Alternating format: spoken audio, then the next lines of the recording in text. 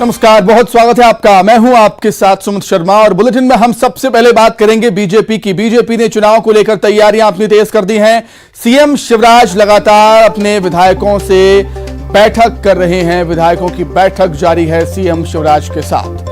CM की विधायकों के साथ 1-to-1 चर्चा हो रही है। क्षेत्र की समस्याओं और जनता का फीडबैक ले रहे हैं सीएम शिवराज ने विधायकों को जरूरी निर्देश भी दिए हैं।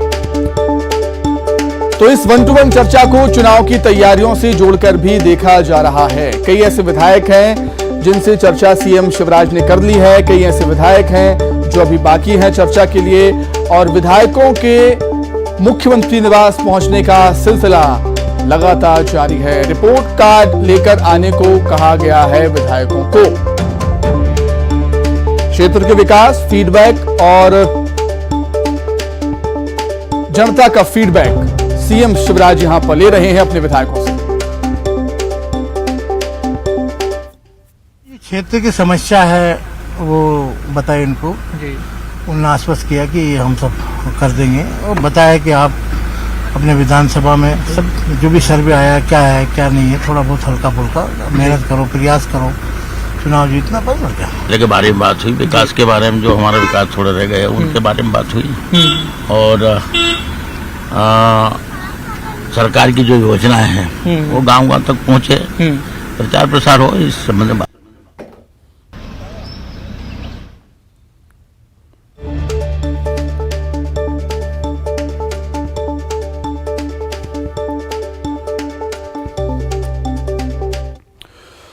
तो इसी खबर पर अधिक चर्चा करने के लिए सीधे हम राजधानी भोपाल का रुख कर लेते हैं। हमारे सहयोगी वासु चौरे भोपाल से लाइव हमारे साथ इस समय जुड़ गए हैं। वासु, चुनावी साल है और चुनावी साल में हमने देखा है सीएम शिवराज अपने विधायकों से क्षेत्र के विकास और जनता का फीडबैक लेते हैं। वैसा ही इस बार भी सीएम शिवराज सिंह चौहान करते हुए नजर आ रहे हैं और एक जरूरी भी।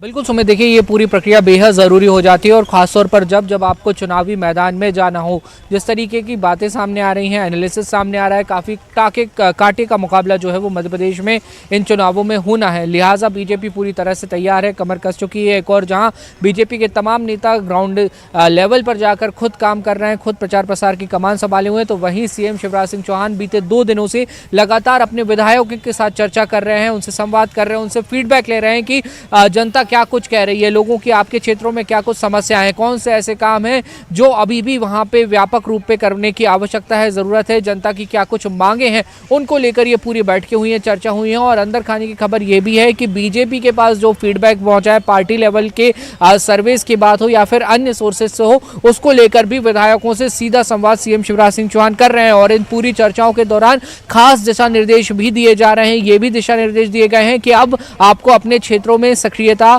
और भी ज्यादा बढ़ानी होगी। जो जन कल्याणकारी योजनाएं सरकार ने चलाई है उनको और भी तेजी से उनका प्रचार प्रसार हो, जो लोग पात्र हैं उनको ज्यादा से ज्यादा योजनाओं का लाभ मिले और आगे का पूरा जो रोड मैप है वो भी कहीं ना कहीं इन बैठकों के जरिए, इन 1-to-1 संवाद के जरिए तय करने का काम जो है वो किया जा रहा है। और इस बैठकों से सुमित जो कुछ भी बातें निकलकर सामने आएगी उनके आधार पर बीजेपी आगामी अपनी जो रणनीति है, जो ब्लूप्रिंट है चुनाव लड़ने का, वो तय करेगी। जी ठीक है वासु, बहुत शुक्रिया तमाम जानकारी के लिए, बातचीत के लिए आपका बहुत धन्यवाद। आगे बढ़ते हैं, बात करेंगे मौसम की।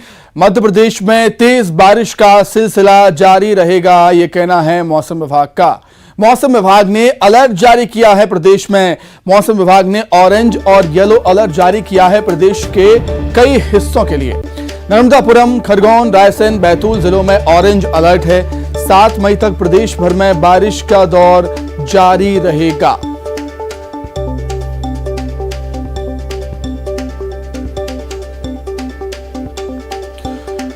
तो बेमौसम बारिश होने से लोगों को गर्मी से राहत तो मिल रही है, लेकिन किसानों की चिंताएं बढ़ गई हैं क्योंकि बारिश के साथ साथ कई स्थानों पर ओलावृष्टि होने से किसानों की फसलों को सीधे तौर पर काफी ज्यादा नुकसान पहुंचा है। कुछ दिन पहले या कल ही किसी और की तस्वीर हमने देखी जहां पर इतनी ज्यादा ओलावृष्टि हुई कि जहां तक नजर जाती थी वहां सिर्फ बर्फ की सफेद चादर नजर आती थी। चलिए, क्या कुछ मौसम को लेकर फोरकास्ट हो सकती है आने वाले दिनों में, वो हम जानेंगे और सीधे राजधानी भोपाल का रुख कर लेते हैं। सहयोगी रंजना दुबे हमारे साथ जुड़ गई हैं। रंजना, मौसम बदला हुआ है पूरे प्रदेश में, अधिकांश हिस्सों में तेज बारिश, ओलावृष्टि हो रही है। मौसम विभाग क्या कुछ कह रहा है? जो अचानक से बदलाव आया है, गर्मी के दिनों में ठंडक का एहसास क्यों हो रहा है?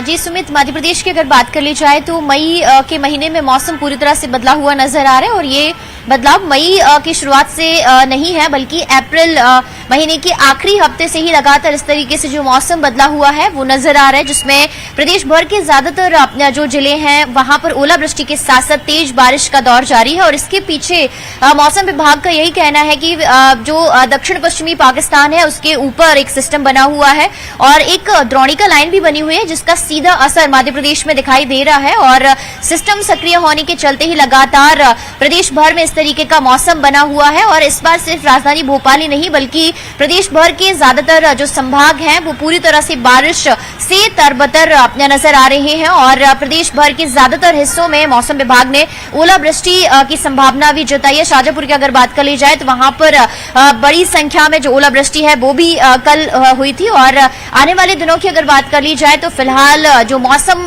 में बदला हुआ जो मिजाज है वो फिलहाल 7 मई तक इसी तरह से बना हुआ रहने की जो संभावना है वो मौसम विभाग ने जताई है और 7 मई तक प्रदेश भर में ओलावृष्टि के साथ साथ तेज बारिश का जो दौर है वो इसी तरह से जारी रहेगा। इसके पीछे खुशनुमा है लेकिन किसानों के लिए चिंताएं लेकर आया। बहुत शुक्रिया जुड़ने के लिए, तमाम बातचीत के लिए। आगे बढ़ते हैं, बात सिवनी की, जहां कई इलाकों में बेमौसम बारिश हुई। संगई गांव का रपटा पुल बारिश के पानी में डूब गया। जोरदार बारिश के चलते आम जनजीवन प्रभावित हुआ है। लखनवाला थाना क्षेत्र में जैतपुर का यह मामला है। तो संगई गांव का रपटा पुल बारिश के पानी में डूब गया है। सिवनी में कई इलाकों में बेमौसम बारिश हुई है। तेज बारिश के चलते सिवनी के संगई गांव का रपटा पुल बारिश के पानी में डूब गया। वहीं जबलपुर में बेमौसम बारिश से कई लोगों के लिए मुसीबतें खड़ी हो गईं। तेज हवा के साथ हुई बारिश के चलते बलदेव बाग की एक कॉलोनी में सालों पुराना पेड़ धराशायी हो गया। पेड़ गिरने से घर की बाउंड्री वॉल और बिजली के खंभे गिर गए, जिससे बिजली बाधित हुई और घरों में अंधेरा छा गया। गनीमत रही कि बारिश होने के चलते लोग अपने घरों में थे और कोई भी इस पेड़ की चपेट में नहीं आ पाया। ये आप देख रहे होंगे मेरे वार्ड अंतर्गत बलदेव बाग के पास पूजा नर्सिंग होम है, ये साहू जी का मकान है। तो आज जो अचानक से ही जो आंधी तूफान चला और जो तेज बारिश हुई है उससे ये पेड़ गिर गया है और ये आप देखेंगे कि ये सीधे मेन लाइन पे गिरा था। तो तत्काल जैसी मुझे जानकारी प्राप्त हुई है मैं आया और मैं धन्यवाद करना चाहूँगा। अब किसानों के लिए परेशानी बन चुकी है। बारिश के चलते खेतों में कटने के लिए तैयार खड़ी गेहूं की फसल भीग रही है। खरीदी केंद्र में बेचने के लिए रखा गेहूं भी बारिश में भीग गया। गेहूं खरीदी केंद्र में हजारों क्विंटल गेहूं भीग चुका है। इसके साथ ही खेतों में लगी उड़द और मूंग की फसल पर सड़ने का खतरा बना हुआ है। बहरहाल जबलपुर कलेक्टर ने 2 दिन के लिए गेहूं खरीदी बंद रखने के निर्देश जारी किए और खुले आसमान के नीचे रखे गेहूं को तत्काल सुरक्षित स्थान पर भंडारण करने के आदेश भी दिए हैं।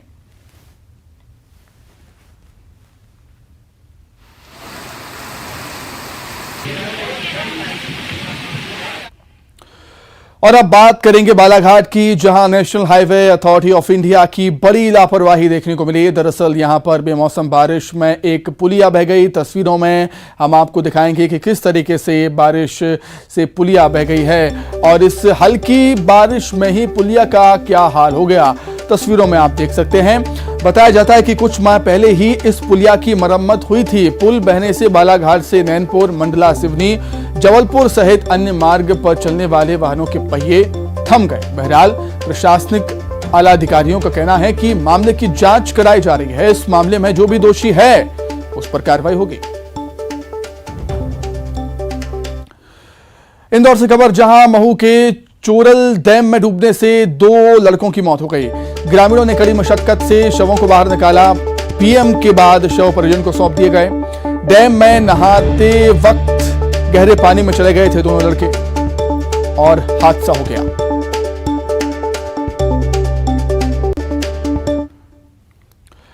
आगे बढ़ते हैं। सीएम हाउस में लाडली लक्ष्मी उत्सव का आयोजन किया गया। आयोजन के 16 साल पूरे होने पर कार्यक्रम का आयोजन किया गया था। सीएम हाउस में आई बच्चियों पर सीएम शिवराज ने फूल बरसाए, साथ ही कन्या पूजन का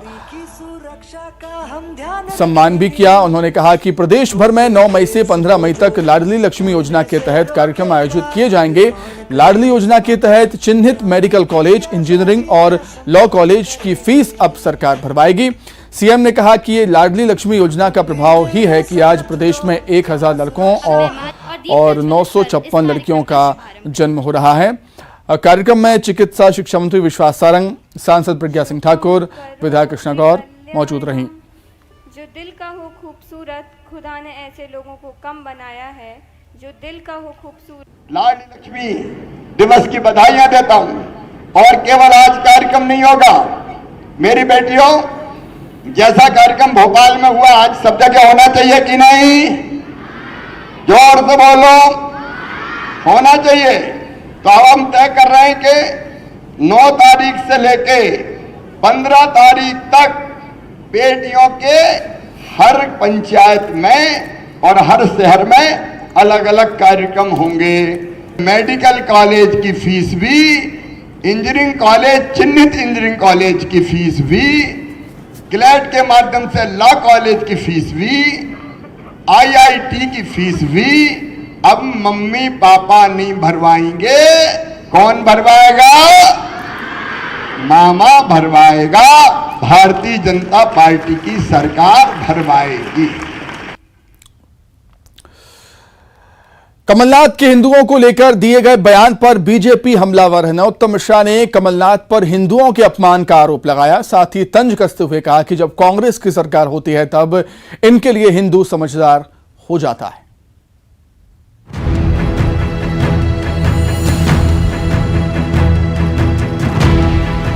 हम सब अपने संस्कृति का पालन करते हैं। मैं हिंदू हूं, मैं गर्व से कहता हूं मैं हिंदू हूं, पर मैं बेवकूफ नहीं हूं, ये समझ में। कल ये बयान भोपाल के गोविंदपुरा में मजदूर दिवस पर आयोजित एक कार्यक्रम में कमलनाथ ने दिया। अब उनके बयान पर बीजेपी हमलावर है। नरोत्तम मिश्रा ने कमलनाथ और दिग्विजय सिंह पर जमकर निशाना साधा। नरोत्तम मिश्रा ने कहा कि जब इनकी सरकारें बनती हैं तो हिंदू समझदार होता है। नरोत्तम मिश्रा ने हिंदुओं के अपमान करने का आरोप लगाया। अब कांग्रेस में ये 2 ही नेता बचे हैं, एक दिग्विजय सिंह जी जिनसे जनता पक गई है, एक कमलनाथ जी थक गए। एक पका हुआ है, एक थका हुआ है। 2 ही नेता बचे हैं आज कांग्रेस के अंदर। और ये कभी भी हिंदू का अपमान जब हो उसको छूटते ही नहीं है। इनकी सरकार आ जाए तो हिंदू समझदार है और भाजपा की आ जाए तो बेवकूफ है। ये इस तरह के दोनों लोग हैं, एक थके हुए एक पके हुए, जिसके कारण से ये रसातल को आज कांग्रेस जा रही है। वहीं नरोत्तम मिश्रा के बयान पर कांग्रेस के प्रदेश प्रभारी जेपी अग्रवाल ने नसीहत दी। उन्होंने कहा कि तमीज का दायरा नहीं छोड़ना चाहिए। बात यह तहजीब का दायरा नहीं छोड़ना चाहिए कभी भी। हमेशा बात अच्छी करनी चाहिए। वो तो उनके लिए भी कहा जा सकता है, किसी के लिए भी कहा जा सकता है। क्या उम्र को तराजू में तोला जाएगा? तो किसके लिए, किसको तोलोगे आप? हम भी वो लफ्ज बोल सकते हैं बहुतों के लिए, लेकिन ये अच्छा नहीं लगता। आप मुद्दों पे बात करें, हम मुद्दों पे जवाब देंगे। मध्य प्रदेश में जल्द ही विधानसभा चुनाव होने वाले हैं। ऐसे में नेताओं के बीच जुबानी जंग तेज है। आने वाले दिनों में भी वार पलटवार देखने को मिलेगा। कांग्रेस के विधायक जीतू पटवारी पर लोन नहीं चुकाने के आरोप हैं। कोर्ट ने बंधक संपत्ति को कुर्क करने का आदेश दिया है। वहीं इस मामले पर अब सियासत भी होने लगी। बीजेपी जीतू पटवारी के नए नाम को लेकर सवाल खड़े कर रही है, तो वहीं कांग्रेस कार्रवाई को राजनीति से प्रेरित बता रही है।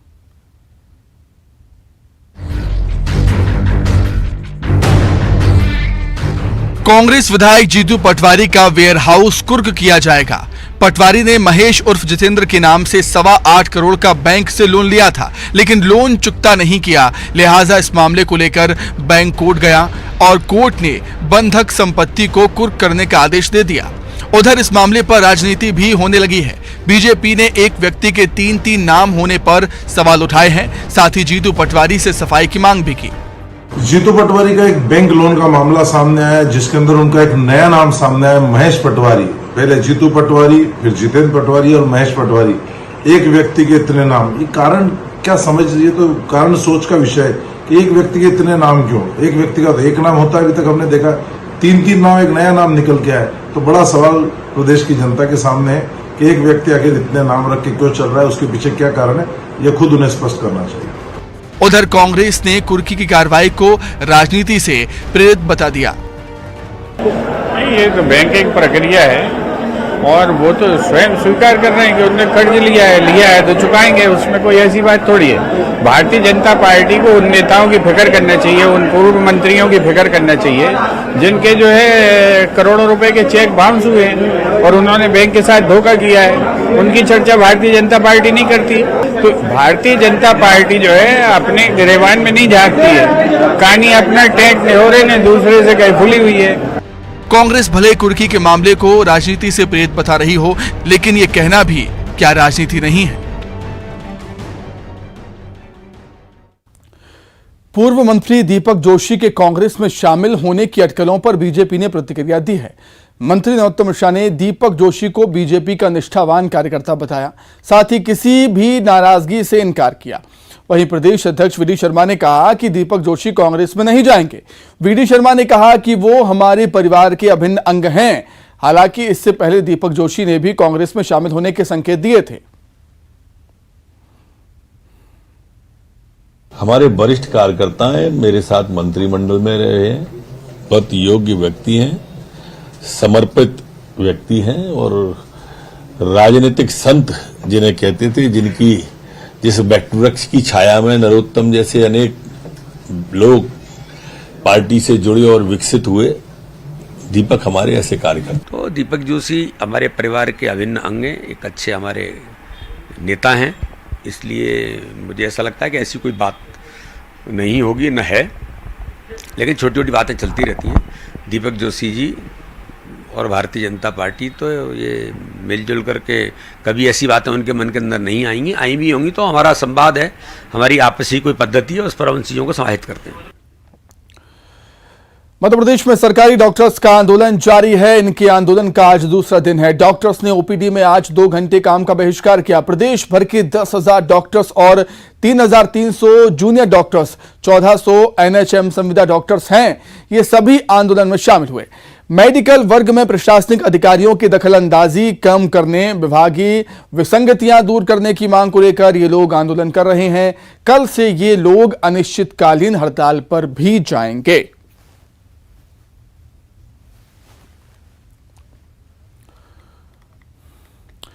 इंदौर से बड़ी खबर है, जहां भीषण सड़क हादसे में 4 की मौत हुई है। पुल से उतरते समय क्रेन का ब्रेक फेल हो गया। सड़क से गुजर रही गाड़ियों को चपेट में ले लिया इस क्रेन ने। बाणगंगा थाना क्षेत्र का यह पूरा मामला है। 4 लोगों की जान चली गई इस भीषण हादसे में। इंदौर से बड़ी खबर, जहां पुल से उतरते समय क्रेन का ब्रेक फेल हो गया और ब्रेक फेल होने की वजह से क्रेन ने सड़क से गुजर रही गाड़ियों को चपेट में ले लिया। अधिक जानकारी के लिए बातचीत करेंगे, संवाददाता विकास सिंह चौहान जुड़ गए हैं फोन पर। विकास, क्या कुछ और जानकारी आपके पास? बिल्कुल, ये इंदौर के बाणगंगा थाना इलाके में बेहद दर्दनाक सड़क हादसा हुआ है। यहाँ पर बाणगंगा ब्रिज से एक क्रेन मशीन उतर रही थी, इसका नंबर HR38B2002 है। ये जब पुल से नीचे उतर रही थी क्रेन मशीन, उस दौरान इसके अचानक ब्रेक फेल हो गया और इसी के चलते सड़क पर चल रहे 2 वाहन चालक जो 2 पहिया वाहन पर सवार थे, परिवार के साथ इसमें एक वाहन चालक सवार था, वो उस हादसे का शिकार हो गया। दोनों जो बाइक थी वो क्रेन मशीन की चपेट में आ गई, लिहाजा दर्दनाक हादसे में उनकी मौत हो गई। और वहीं जानकारी मिली है कि दर्दनाक सड़क हादसे में एक महिला भी गंभीर रूप से घायल है, उसे नजदीक अस्पताल में भर्ती कराया गया। बहरहाल घटना की जानकारी मिलते ही पुलिस के बड़े अधिकारी मौके पर पहुंच चुके हैं। साथ ही साथ SDRF की टीम को भी मौके पर आपदा प्रबंधन के लिए भेजा गया और जो मृतक हैं उनके शव पोस्टमार्टम के लिए अरविंदो हॉस्पिटल भेजे गए हैं। बहरहाल इसके साथ साथ अब मृतकों की शिनाख्त की जा रही है कि आखिर मृतक कहाँ के रहने वाले थे, कौन थे और उनके साथ में कौन लोग सवार थे। इसके साथ साथ जो वाहन चालक था, जो क्रेन गाड़ी चला रहा था, उसे पुलिस ने हिरासत में ले लिया है और उससे पूछताछ की जा रही है कि तकनीकी खामी थी या अवैध नशे की हालत में तो नहीं था। ठीक है, भीषण हादसा है जिसमें 4 लोगों की जान चली गई। बहुत शुक्रिया आपका विकास, जुड़ने के लिए। वहीं 3 शहरों में हादसे की घटना हुई है। धार में तेज रफ्तार कार घाटा बिल्लोद गांव के पास पुलिया से नीचे जा गिरी। इस हादसे में कार सवार 3 लोगों की मौत हो गई। भिंड में एक मारुति वैन हादसे का शिकार हो गई, जिससे कार चालक राहुल दोहरे की मौके पर ही मौत हो गई, जबकि 2 लोगों को सुरक्षित बचा लिया गया। बताया जा रहा है कि तेज रफ्तार बेकाबू कार गौरी सरोवर में जा गिरी। इसी के साथ ही फिलहाल इस बुलेटिन में इतना ही। खबर लगातार जारी है। नमस्कार।